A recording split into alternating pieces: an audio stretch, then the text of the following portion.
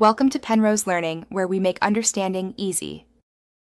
You'll start by opening the controls that actually change Vibrance.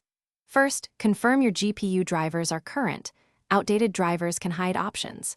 Then open Settings System Display on Windows or launch your GPU control panel, NVIDIA, Intel, or AMD, because each exposes a Vibrance or color saturation slider. If you have an external monitor, use its on-screen menu instead. Once the correct panel is open, locate Color, Display, or Image Settings so you're ready to modify Vibrance precisely. Now adjust the Vibrance control while you watch real content.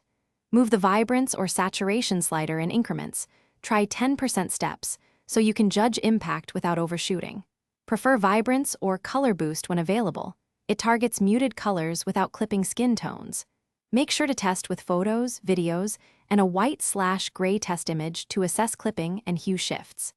If color accuracy matters, switch profiles like sRGB or Adobe RGB first, then fine-tune Vibrance. So finish by applying and saving the profile so you can revert or switch quickly later.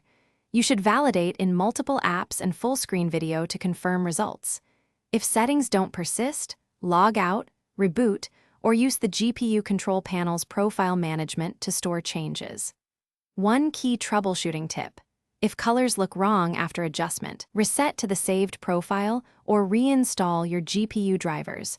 Driver corruption often causes persistent color shifts. Make sure to document your working values for future reference.